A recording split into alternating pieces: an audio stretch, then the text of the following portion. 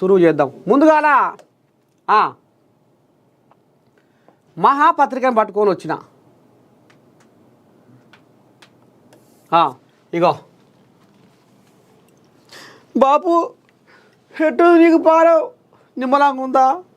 మరి ఆడికి పోతుంటివి పానం ఏమన్నా లోపల ఏమన్నా గడబిడ అంటుందా, లటలట అంటుందా, గుడగుట అంటుందా, మిటమిట అంటుందా? ఏమంటుంది నీకు బాపు పానము అని ఇక కాళేశ్వరం విచారణకు ఇక నిన్న వచ్చే కదా పెద్ద మనిషి కేసీరావయ్య వచ్చే ముందర పోయిండట. ఈయన పొద్దుగాలనో పొద్దుగో పోయిండట.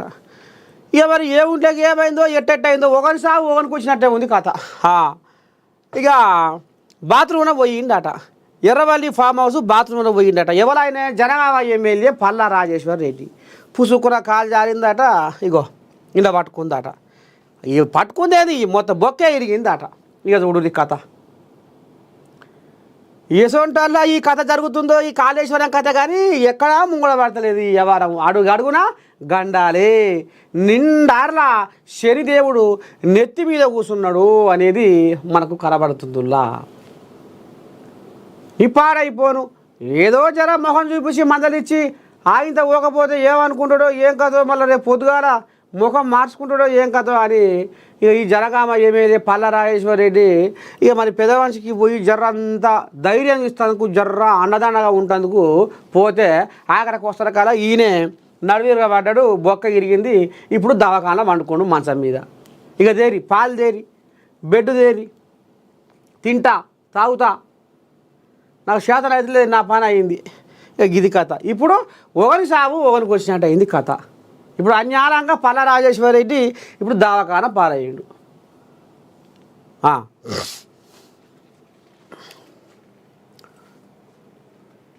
ఇగో వచ్చింది చూడు కోళ్ళాగా. కాళేశ్వరం ప్రాజెక్టు అధికారి ఇంట్లో ఏసీబీ దాడులు, ఏకకాలంలో 20 చోట్ల సోదాలు, కీలక పత్రాలను స్వాధీనం చేసుకున్న అధికారులు. కరీంనగర్ నుంచి హైదరాబాద్కు శ్రీధర్ తరలింపు. ఈ బుద్ధిగాలోని పేరు నూనె శ్రీధర్, ఈ సుఖమైనని పేరు, ఈ సిగ్గి తప్పినోని పేరు, ఈ లజ్జ తప్పినోని పేరు నూనె శ్రీధర్. ఇక ఈయనే కాళేశ్వరం కథ మీద కాళేశ్వరం ప్రాజెక్టులో అత్యధిక ఆదాయం సంపాదించుకొని ఇక ఎక్కడ పడితే అక్కడ విచ్చలవిడిగా బినామీల పేర బ్రహ్మాండంగా విల్లాలు, ప్లాట్లు, ఇండ్లు, అపార్ట్మెంట్లు, బంగారము, ఎండి అన్నీ కొనుక్కుండు. ముద్దుగా నేను శుద్ధ పూసను, నేను సొక్కం పూసను అని పత్తిత్తు పలుకులు వలుకుతుండు. అసలు కథ ఏంది ఎట్ట సంగతి? పాపం పంట పడితే ఊకుంటుందా? ఏడంగా ఒక ఆడంగా పొక్కుతూనే ఉంటుంది. ఊట చెవిలోకి వెళ్ళి నీళ్ళు ఏడంగా వస్తున్నాయి. ఈ దార ఏడం ఉందని పట్టి చూస్తే ఆ దారకు ఇంకా అవతల ఎన్ని దారాలు ఉన్నాయి, ఏడంగా ఆ సొరంగం ఉంది, ఏడంగా మార్గం ఉంది, ఎట్లా వస్తుంది అనేది అర్థమవుతూనే ఉంది. ఇప్పుడు ఈ కోళ్ళాగ పని కూడా గట్టినే అయింది. ఆదాయానికి మించిన ఆస్తులు ఎక్కడి బాపతివి, ఎక్కడి కథ ఏంది, ఏం కథ? ఈయన నెల జీతం గింత, ఈయన గీ రకంగా ఉండాలి, గిసవంటి జీవన శైలి ఉండాలి ఈయనకు. ఈయన కథ ఏరే తిరగబోతుంది, ఏంది ఏం కథ అని నజరేస్తే ఇగో ఏకకాలంలో 20 చోట్ల సోదాలు చేస్తే ఈ బుద్ధిగాల కోళ్ళాగా దాదాపు 100 కోట్లు కాళేశ్వరం ప్రాజెక్టు మీద 100 కోట్లు కమాయించిండు. ఈ సిగ్గి తప్పినోడు, వీరికి లజ్జ ఎందుకు లేదో సిగ్గెందుకు లేదో ఇవాళ ప్రజల సొమ్ముకు వీడు నోసి పుట్టిండు. ఇది కథ. ఇక చూస్తుర్రా కాళేశ్వరం కథ మంచిగా ఉంది. కాళేశ్వరంలో ఏం జరగలేదు, కాళేశ్వరంలో ఎందుకు ఇంత దీన్ని నానా రచ్చ చేస్తుర్రు, సర్కారు కూడా దీని మీద కక్ష కట్టింది కాళేశ్వరం మీద అనేది ఇప్పుడు నిన్నయాల బీఆర్ఎస్ కోళ్ళాగలు లెంకలు కొడుతున్నాయి. మరి ఇది పద్ధతేనా? కాళేశ్వరంలో ఒక్క అధికారి ఈ రకంగా 100 కోట్లు దోచుకున్నాడంటే ఇక ఎన్ని కోట్ల దోపిడీ అయ్యింది అనేది మనకు ఈయనే కనపడుతుంది.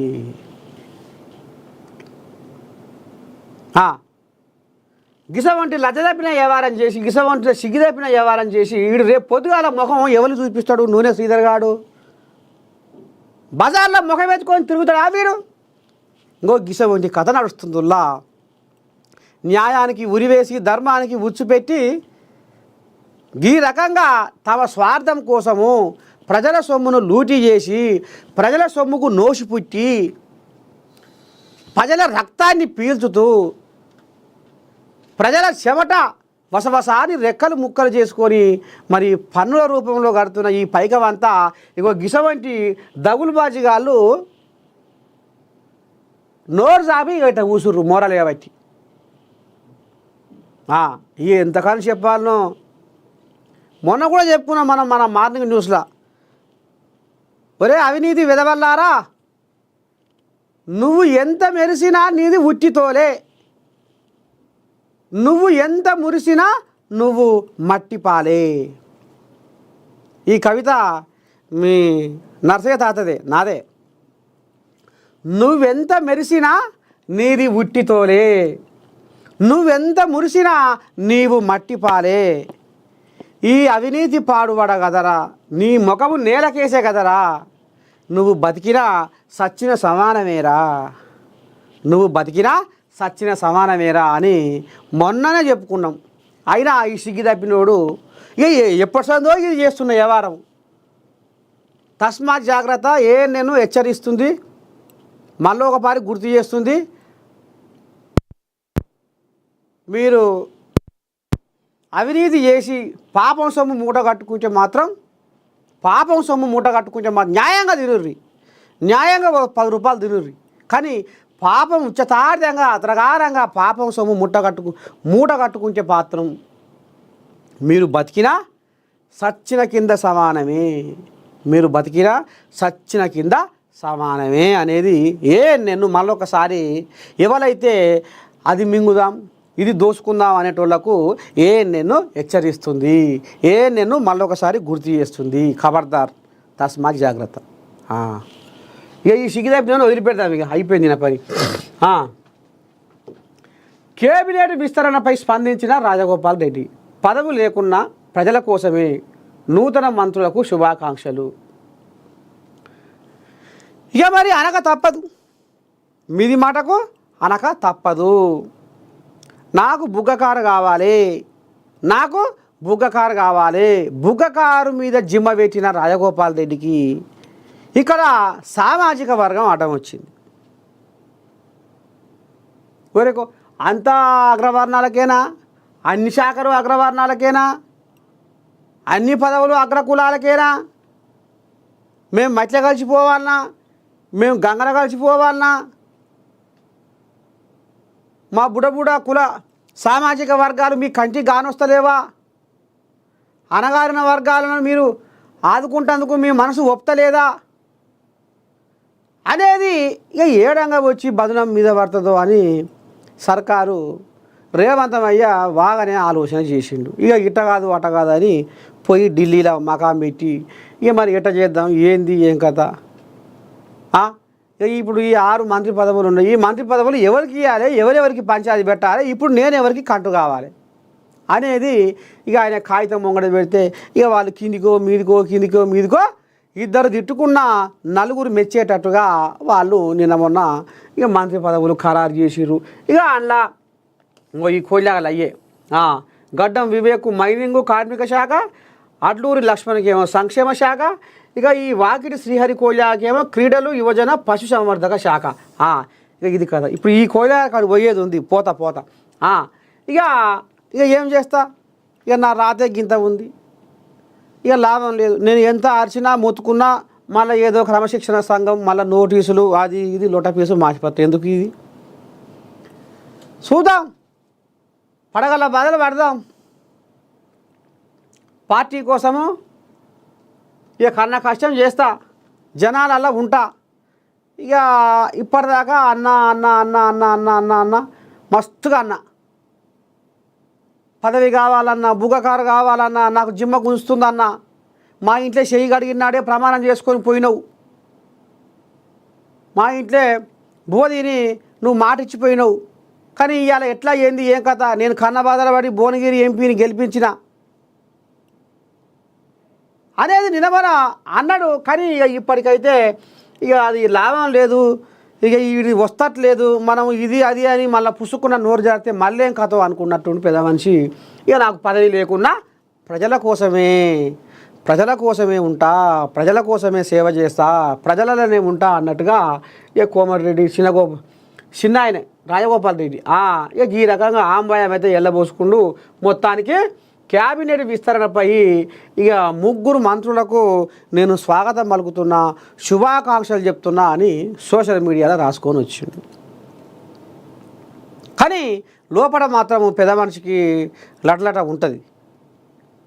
అయ్యో నేను ఏదో అనుకుంటే ఏమో అయిపోయానేవరా, నేను ఏదో అనుకుంటే గిట్టట్ట ఆయనేవరా అనేది ఇది ఇంకా కొన్నాళ్ళ పాటు పాపం ఆయనకు, ఎందుకంటే మనసులో అది ఎప్పటి నుంచో ఉంది కాబట్టి, అధిష్టానం వాళ్ళు మాట కూడా ఇచ్చిరు కాబట్టి ఇక అది ఇప్పుడు ఇక ఇస్తే ఎట్లయితుందో ఏం కథ అని వాళ్ళకుంది కాబట్టి ఇయ్యకపోయిరి చూద్దాం ఇంకేం జరుగుతుందో. ఇంకా 3 పదవులు ఉన్నాయి కదా, మరి అన్నలన్న ఏమైనా జాలి గుండె కరుగుతుందా, ఎట్లా ఏంది ఏం కథ. ఇప్పుడే నేను పుసా అడగోలిగా మాట్లాడితే ఇక ఇది 1 పోయి 4 అవుతుంది మళ్ళా అని జర కొద్దిగా గుంజిపట్టినాడు వ్యవహారం చేసుకుంటా. నేను ప్రజల కోసమే ఉంటా, ప్రజలలోనే ఉంటా, పార్టీ బలోపేతం కోసమే పనిచేస్తా, కానీ నేను పదవి కోసం ఆశపడతలేను, ప్రజల సేవే నాకు ముఖ్యం అన్నట్టుగా ఇక చిన్న కోమటిరెడ్డి ఈ రకంగా ఆంబాయం వెళ్ళబోసుకుంటుండులా.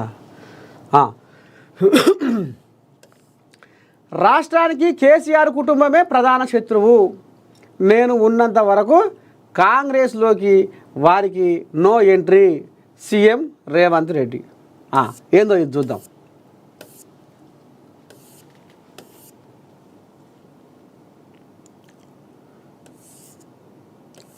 ఎల్ల పిలాది 2న్నా ఇదే తానున్నంత వరకు కాంగ్రెస్లోకి కేసీఆర్ కుటుంబానికి ఎంట్రీ లేదని సీఎం రేవంత్ రెడ్డి స్పష్టంగా చెప్పారు. రాష్ట్రానికి కేసీఆర్ కుటుంబమే ప్రధాన శత్రువు అని తీవ్రస్థాయిలో ధ్వజమెత్తారు.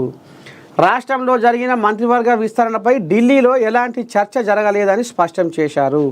ఢిల్లీలో ముఖ్యమంత్రి రేవంత్ రెడ్డి బుధవారం మీడియాతో చిట్చాట్ నిర్వహించారు. కర్ణాటక కులగణనపై మాత్రమే అధిష్టానం వద్ద చర్చలు జరిగాయన్నారు. కాళేశ్వరం గురించి 2 రోజుల్లో ప్రెస్ మీట్ పెడతామని తెలిపారు. తెలంగాణకు సంబంధించి కేంద్రంలో అన్నింటికీ అడ్డుపడుతున్నది కిషన్ రెడ్డి అని ఆరోపించారు. ఏ ఒక్క ప్రాజెక్టుకు కిషన్ రెడ్డి నిధులు సాధించలేదని సీఎం రేవంత్ రెడ్డి ఆరోపణలు చేశారు. 3 రోజులు ఢిల్లీ పర్యటనలో బిజీగా గడిపిన సీఎం రేవంత్ రెడ్డి హైదరాబాద్కు తిరుగు ప్రయాణమయ్యారు. ఎస్సీ వర్గీకరణ, బీసీ కులగణనను జనంలోకి తీసుకెళ్లే లక్ష్యంతో రాష్ట్రంలో 2 బహిరంగ సభలు నిర్వహించాలని ముఖ్యమంత్రి అధిష్టానానికి వివరించినట్లు సమాచారం. ఈ సభలకు రావాలని ఏఐసీసీ అధ్యక్షుడు ఖర్గే, అగ్రనేత రాహుల్ గాంధీకి ఇప్పటికే సీఎం రేవంత్ రెడ్డి విజ్ఞప్తి చేశారు. మొత్తానికి రాష్ట్రానికి కేసీఆర్ కుటుంబమే ప్రధాన శత్రువు అని తీవ్రస్థాయిలో ధ్వజమెత్తారు. రాష్ట్రంలో జరిగిన మంత్రివర్గ విస్తరణపై ఢిల్లీలో ఎలాంటి చర్చ జరగలేదని స్పష్టం చేశారు. ఏం చర్చ పెట్టలేదట. ఢిల్లీలో ముఖ్యమంత్రి రేవంత్ రెడ్డి బుధవారం మీడియాతో చిట్చాట్ నిర్వహించారు. ఇక ఇంట్లో మొత్తానికి రాష్ట్రానికి పెద్ద శత్రువు,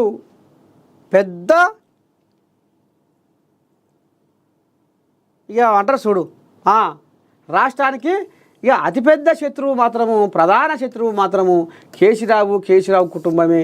ఇక వాళ్ళ కుటుంబంలో ఇప్పుడు పంచాయతీ అవుతుంది కాబట్టి కవితమ్మ ఇక పొత్తుల దీని కడకు నెవరు పెడుతుంది కాబట్టి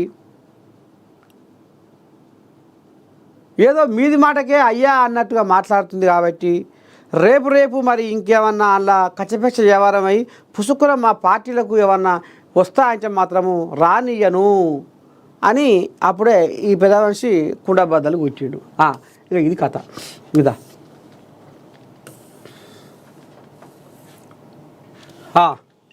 ఇది చెప్పుకోవాలి, ఇది ఆయవన వార్తే కదా.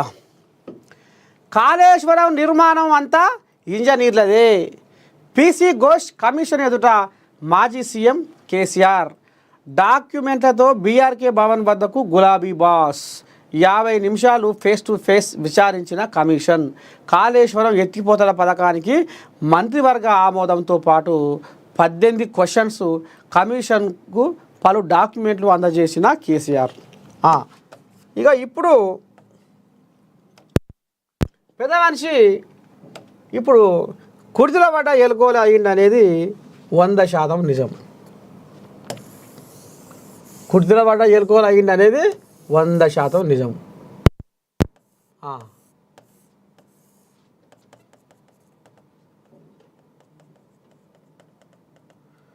పాపం ఇప్పుడు ఏడుస్తుడు పెద్ద మనిషి.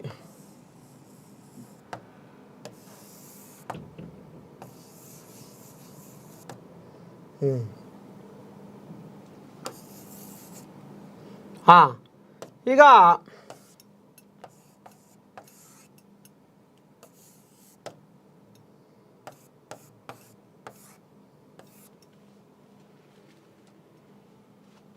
నారులో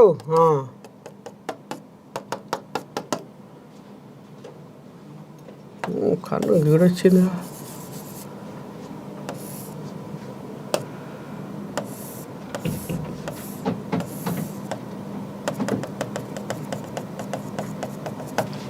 ఏడుస్తుండు పెను కింద పడది. ఇప్పుడు కేసీరావయ్య ఏడుస్తుండు, కంటికి పుట్టాడు దుఃఖం తీస్తుండులా. కంటికి పుట్టాడు దుఃఖం తీస్తుండు, కాకి శోకం తీస్తుండు. ఇప్పుడు నిన్న బీఆర్కే భవన్కు వచ్చే పాయే వచ్చే అని ఉరికొచ్చాడు. ఇక కేసీరావు ఏడాదిన్నర పొద్దు నుంచి అసెంబ్లీకి డుమ్మా కొట్టిండు. ఏడాదిన్నర పొద్దు నుంచి అసెంబ్లీకి డుమ్మా కొట్టిండు. అసెంబ్లీకి అంటేనే ఆయనకు అసెంబ్లీ అంటేనే కక్కొచ్చింది, పోలే. ఇక గెలిపించిన గజ్వేల్ నియోజకవర్గ జనాలు ఇప్పటికీ వాళ్ళు ఎన్ని తీర్లను ఆడిపోసుకుంటారు. మేము ఊరికనైనా గెలిపిస్తేవి అనీసం ముఖం ఎట్లాడితో మేము చూస్తలేము. మా బాధలు ఎవరు చెప్పుకోవాలి, మా కష్టాలు ఎవరు చెప్పుకోవాలి? మేము గెలిపించిందే పాపం అయిందా? ఎందుకు మమ్మల్ని ఇంత చిన్న చూపు చూస్తుండు, ఇంత ఓర చూపు చూస్తుండు? లేకపోతే రాజీనామా చెయ్యాలి, ఇంకెవరన్నా వచ్చి రాజ్యం వెళ్తారు, ఇంకెవరన్నా వచ్చి మాకు షెడ్డో పాటో అరుచుకుంటారు అనేది గజ్వేల్ నియోజకవర్గ జనాలు ఇక దుమ్మెత్తిపోస్తుర్రు. ఇంతవరకు ఇక గజ్వేల్కు మాత్రము అడుగు పెడతలేడు. మళ్ళీ తలాపుణ్యం ఉంటాడు, బాయిగానే ఉంటుండు. బాయి తలాపుణ్యం ఉంటుంది, తలాపుణ్యం ఉన్నది, కానీ అటెంకల మళ్ళీ చూస్తలేడు. గడప దాటి కాలు బయట పెట్టి గజ్వేల్ నియోజకవర్గం ఎట్లా ఉంది, ఏంది ఏం కథ అనేది మాత్రము ఆరా తీస్తలేడు, మళ్ళీ చూస్తలేడు. ఎవరికి ఏంది ఏం కథ అనేది ఏం పట్టించుకుంటలేడు. అసలు జనాల తిప్పలే మర్చిపోయిండు. జనాలకు ఇక ఇప్పుడు గజ్వేలే కాదు, ఇప్పుడు ఈయన ప్రతిపక్ష నేత కాబట్టి తెలంగాణలో ఇప్పుడు ఏం జరుగుతుంది, ఎట్లా ఏంది ఏం కథ అనేది మరి జనాల తిప్పల మీద కూడా సర్కారు నిలదీయాలి కదా. లేదు, అది కూడా ఉత్తబుర్రే. ఇక బిడ్డ కవితమ్మ తీహార్ జైల్లో ఉంటే, తీహార్ జైల్లో చిప్పకూడు తింటే కనీసం బిడ్డ కాడికి పోయి బిడ్డ తినవా పనవా ఏం చేస్తున్నావు, ఎట్టెట్టుంది పానము, ఎట్టెట్ట భూమి వంచి పెడుతుర్రు, ఏమేమి అడుగుతుర్రు, ఏమేమి నడుస్తుంది, ఎంత కాడికి వచ్చే బిడ్డ, ఎట్లా అనుకున్న వాళ్ళము, ఏ రకంగా ఉన్నోళ్ళము, గిట్టెట్ట బిడ్డ ఏం చేస్తాం బిడ్డ, వసతి తప్పినప్పుడు వసదేవుడే గాది కాలు పట్టుకున్నాం అనుకుందాం. మనం కూడా ఇక ఏం చేద్దాం, సరే ఇక ఏదో అయింది పోయింది అని ఒక్క మాట పన్ను మీద పన్ను పెట్టి ఒక్క మాట బిడ్డ కాడికి పోయి మందలేడా మాట్లాడా, బిడ్డకై ముఖం చూపించడా, బిడ్డ అనగానే కాలు ఆడకపోయే పోలే, ఇక్కడ కూడా పోలేదు. ఇక ఇప్పుడు PC Ghosh commission, Kaleshwaram commission, ఏమయ్యా కేసీరావు నీ సంగతి ఏంది, వస్తున్నావా వస్తలేవా? 109 మంది అధికారులు మొత్తం నీదికే చూపిస్తున్నారు బొటనవేలు. మళ్ళా పోతే నువ్వు నమ్ముకున్నా నువ్వు నచ్చినా నువ్వు మెచ్చినా నీ అల్లుడు కూడా నాకే వెరకలే ఏ పాపం తెలియదని నీ అల్లుడు కూడా కాడెత్తేసిండు. ఇక నీకు పాత శోభతి రాసుకొని పూసుకొని తిరిగిన పాత శోభదారుడు ఈటెల రాజేందర్ కూడా ఇక మరి ఆయన కూడా జబర్దారేసి కాడెత్తేసిండు. ఇక రా అనగానే ఇక గొర్ర గుంజుకొచ్చినట్టే ఇక నిన్న బీఆర్కే భవన్లో అడుగు పెట్టిండు. కాళేశ్వరం కమిషన్ ముందర 50 నిమిషాల పాటు ఇక వాళ్ళు అడుగుతా ఉంటే ఈయన చెప్పుడు, వాళ్ళు అడుగుతా ఉంటే వీళ్ళ చెప్పుడు. ఇక ఇప్పుడు ఏమంటుంది, ఇప్పుడు ఏం పలుకు బయటకు వస్తుందయ్యా అంటే అంత ఇంజనీర్లే, అంత చేసిందంతా ఇంజనీర్లే.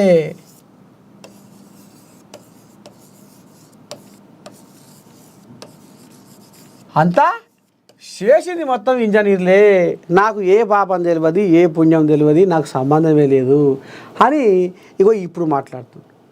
గతంలో ఏమన్నాడా, నేను 80,000 పుస్తకాలు చదివినోని, నేను 80,000 పుస్తకాలు చదివినోని, నాకు మెదడు ఎంత ఉండాలి,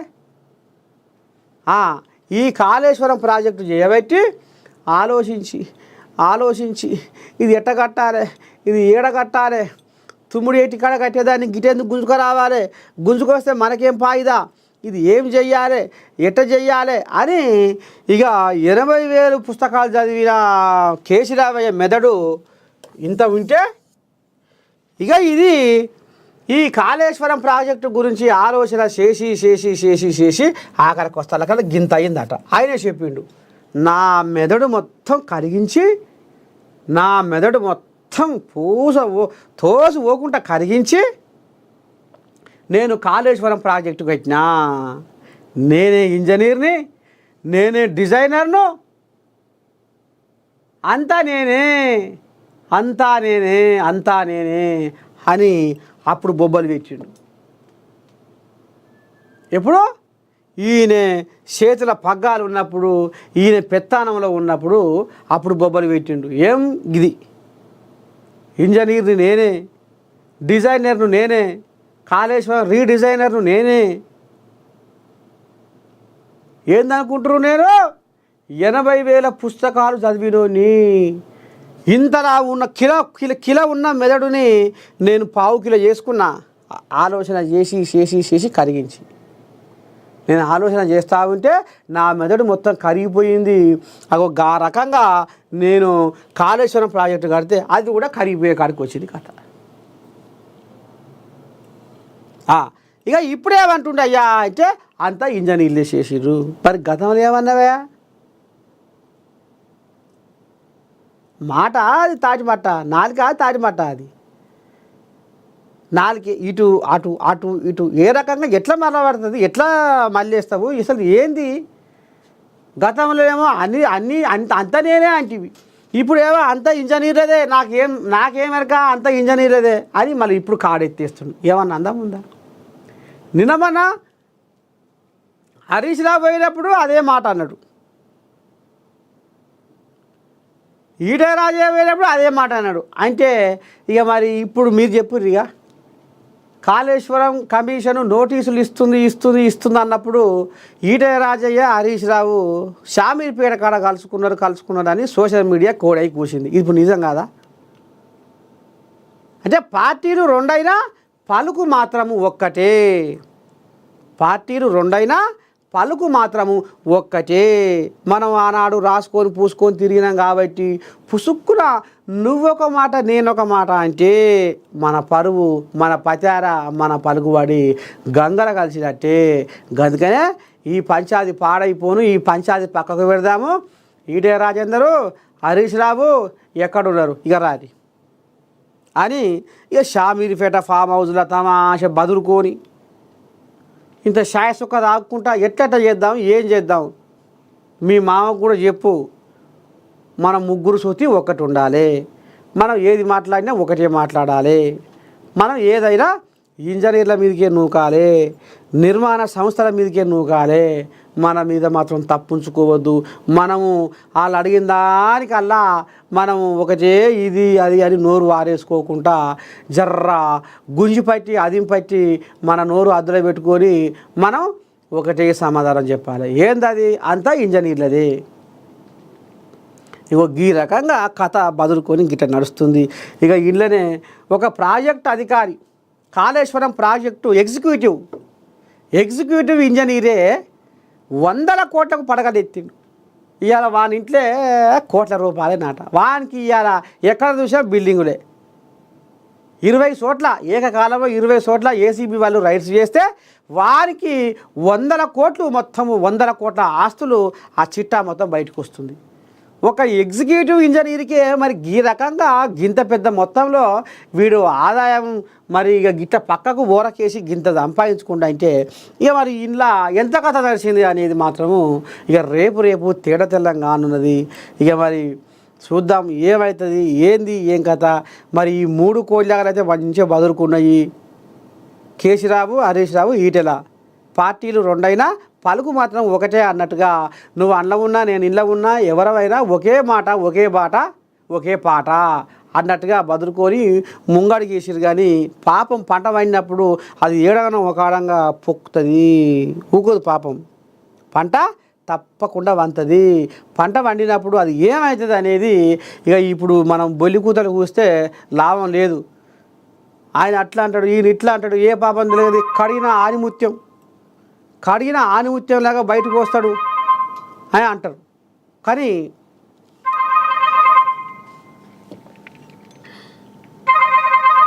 ఏంది అప్పుడు చెప్పాలి.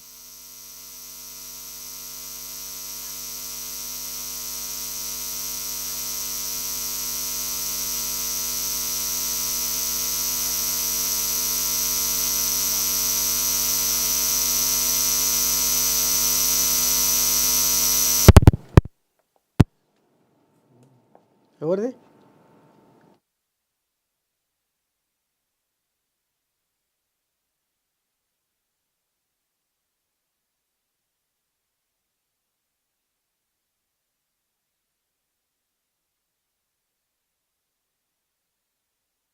కాళేశ్వర నిర్మాణం అంతా ఇంజనీర్లదే అని కథం ఇక ఓడిపించుకున్నా.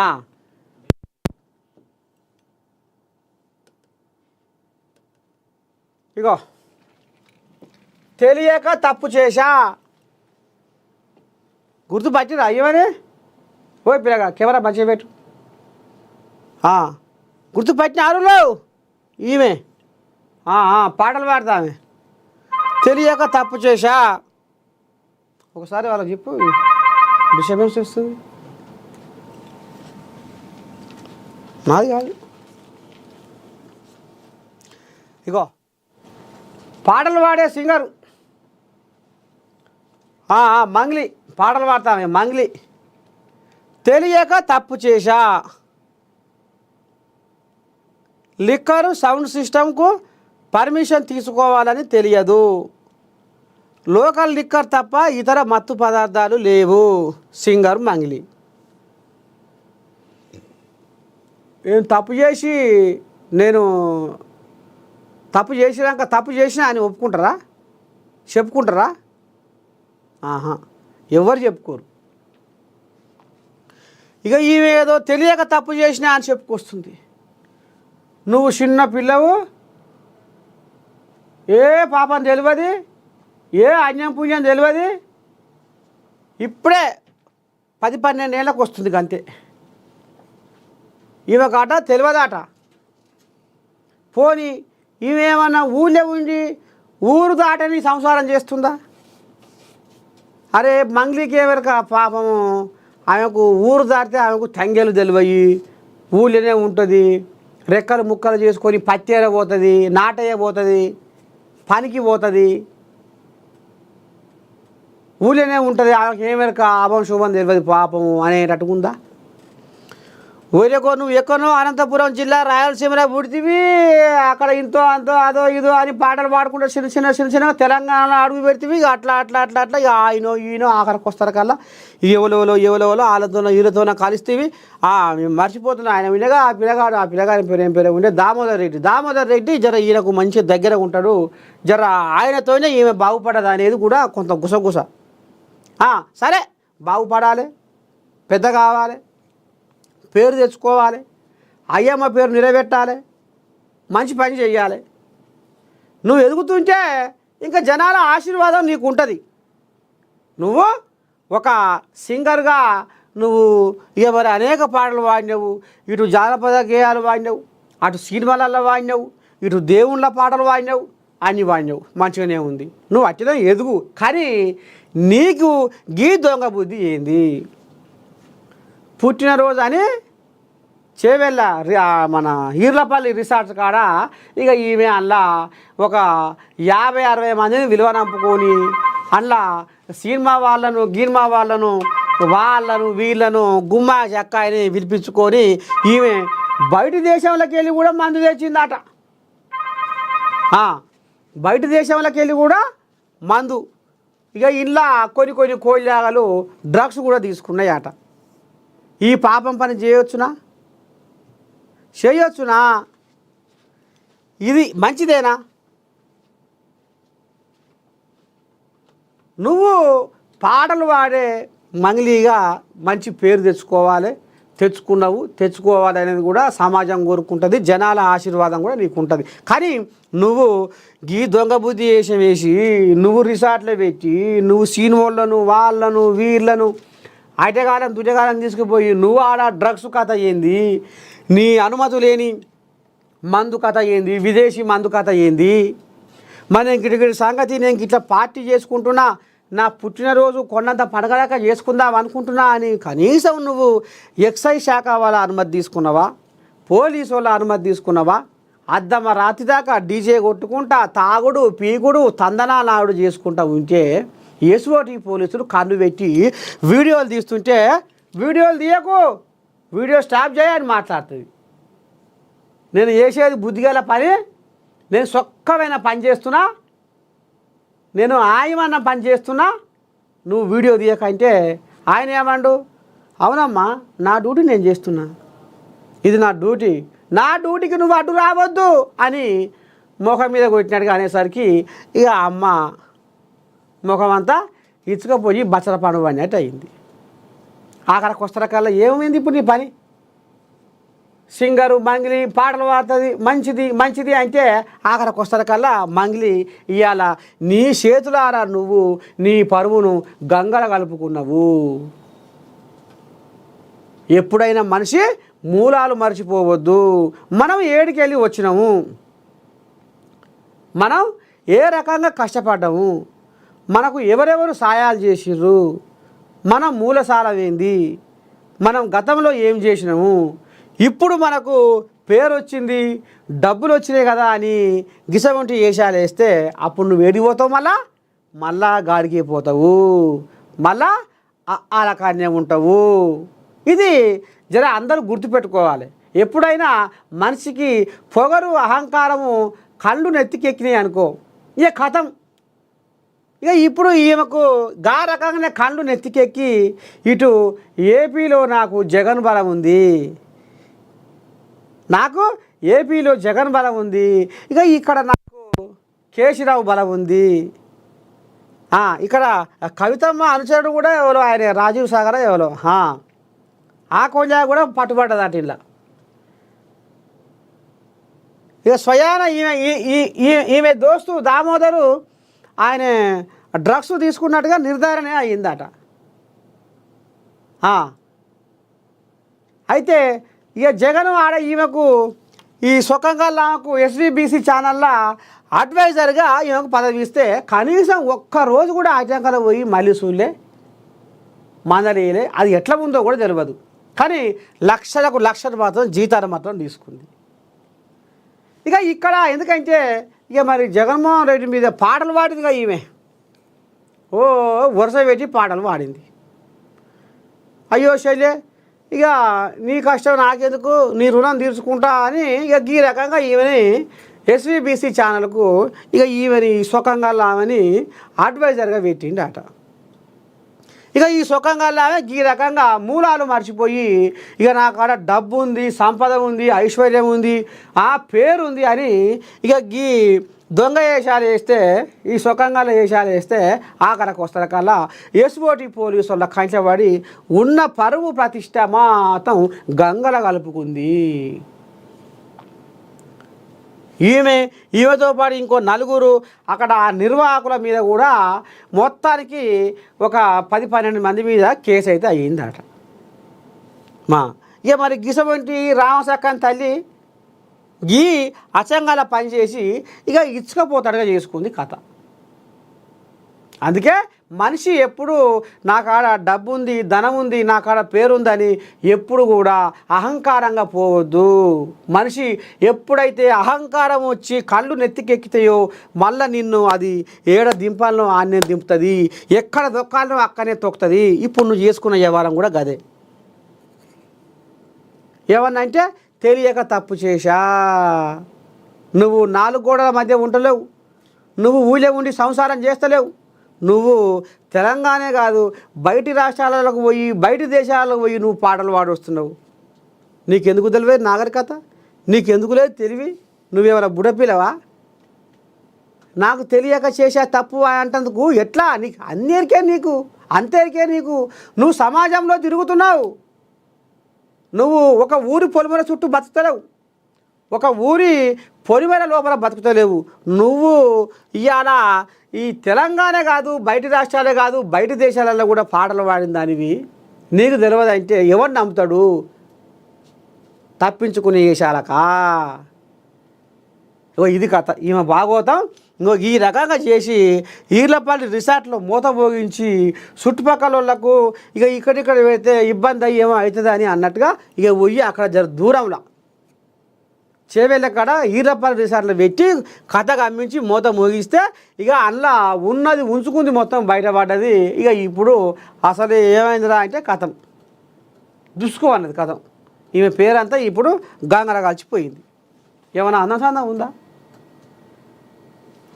పేరు వచ్చింది కదా, డబ్బు వచ్చింది కదా అని చేస్తే గిట్టనే ఉంటుంది కథ. ఎవరికైనా ఇదే కథ.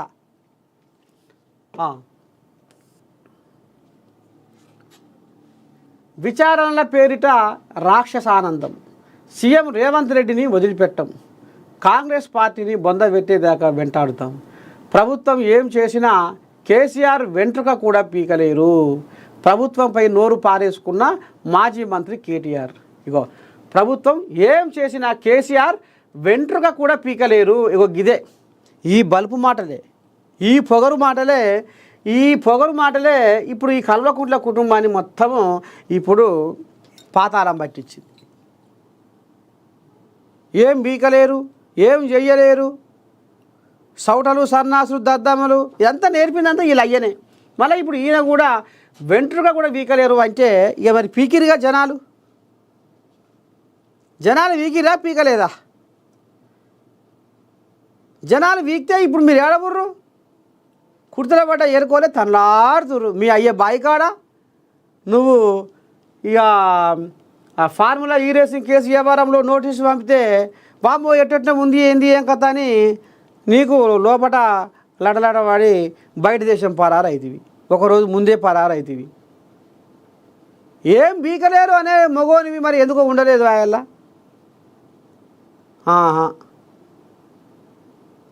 జనాలు పీకిరా పీకలేదా?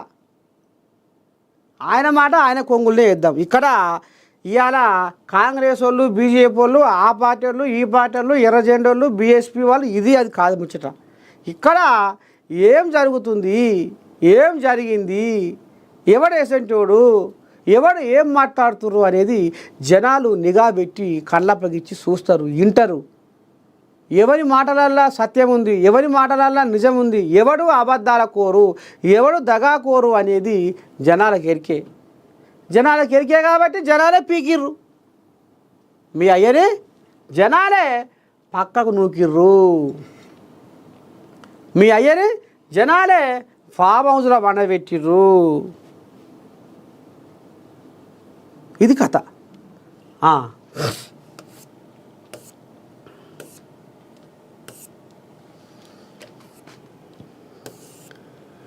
ఫ్రీగా విత్తనాలు ఇస్తా, విత్తనాలు వేసుకునే శక్తి లేని వారు క్యాంప్ ఆఫీస్కు రండి. గుంట జాగా బీడు లేకుండా పంటలు వేయాలి. పొన్నం నాగలితో దుక్కి దున్ని విత్తనాలు చల్లిన మంత్రి పొన్నం ప్రభాకర్. ఇక ఇప్పుడు ఈయన ఏమంటుండు, ఏడ కూడా గుంట భూమి గుంట జాగా కూడా బీడుగా ఉండొద్దు, పంటలు వేయాలి. మీకేమన్నా విత్తనాలు కొనలేని దమ్ము శక్తి లేకపోతే నా కాడికి రారి.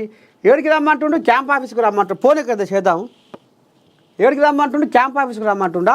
రైతులు ఒక్క గుంట కూడా బీడు లేకుండా వరి, మొక్కజొన్న, ఆయిల్ ఫామ్ ఇతర ఏదైనా పంటలు వేయాలని మంత్రి పొన్నం ప్రభాకర్ అన్నారు. రైతులు ఎక్కడ ఖాళీ జాగా బీడు లేకుండా చూడాలని సూచించారు. విత్తనాలు వేసుకునే శక్తి లేని వారు తన క్యాంపు కార్యాలయాన్ని సంప్రదించండి అని తెలిపారు. తాము విత్తనాలు అందిస్తామని రైతులు ఖాళీగా జాగా లేకుండా పంటలు వేయాలని కోరారు. రైతులకు ప్రభుత్వం తరపున ఉచిత విద్యుత్తు, సాగునీరు, పెట్టుబడి సహాయం, మద్దతు ధర అందిస్తున్నామన్నారు. ఈ ఏడాది మంచి వర్షాలు, పాడి పంటలతో తెలంగాణ దేశంలో అత్యధిక ఉత్పత్తులు ఎగుమతి చేసే రాష్ట్రంగా ఎదగాలని మంత్రి పొన్నం ప్రభాకర్ ఆకాంక్షించారు.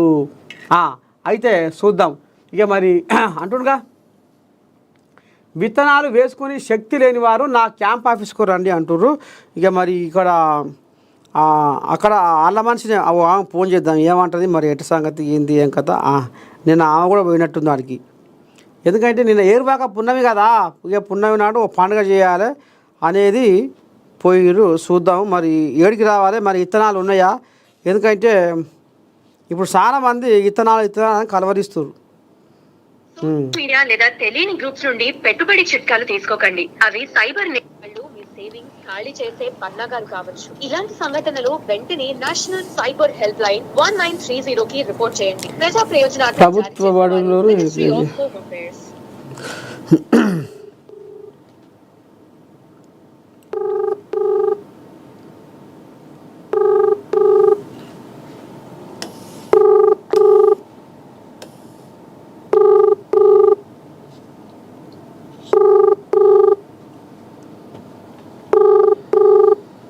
నేను ఫోన్లు ఎత్తలేదుగా.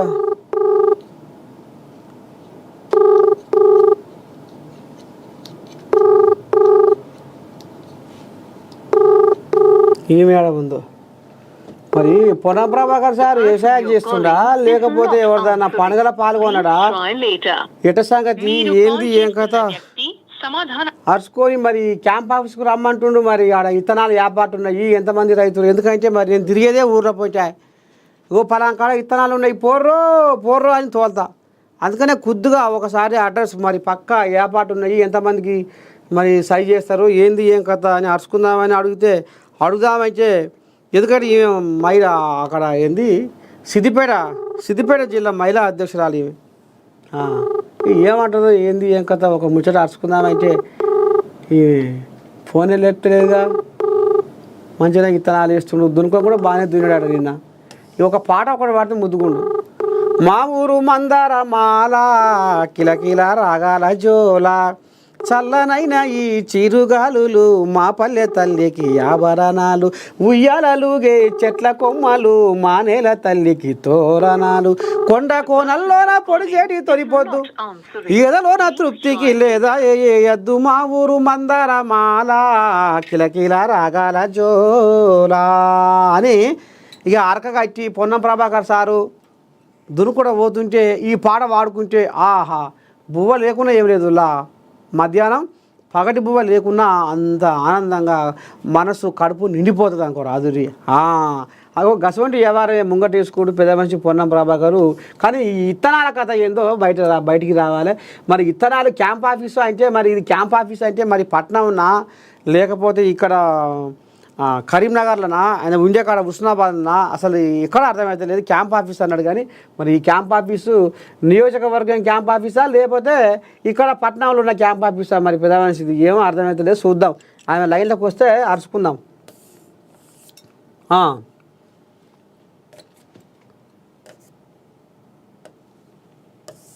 దా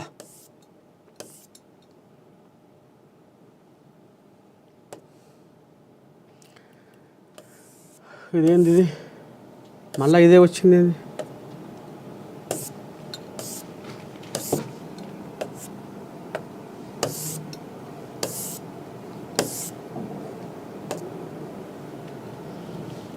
ఏంది పేపర్ ఎట్టపోతుంది ఏంది పిల్లగా ఎగిరిపోతుంది పేపర్లు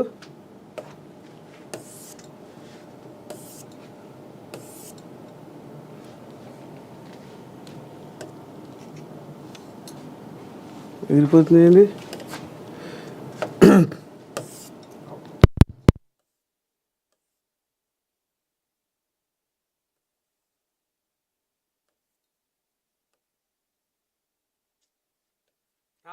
ఇక సరే మొత్తానికి ఏదో టెక్నికల్ ప్రాబ్లం వచ్చినట్టుంది పేపర్లు ఎగిరిపోతున్నాయి కానీ మీకు మాత్రం ఒక ముచ్చట చెప్పాలనులా ఏందా అంటే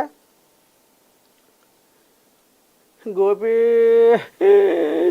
నువ్వు ఏ రాజ్యం పోతి గోపి నువ్వు ఎక్కడ పోయినావు గోపి నువ్వు ఏడంగా వస్తున్నావని ఎదురు చూడం గోపి నువ్వు ఉన్నప్పుడు ఎట్లా ఉండే గోపి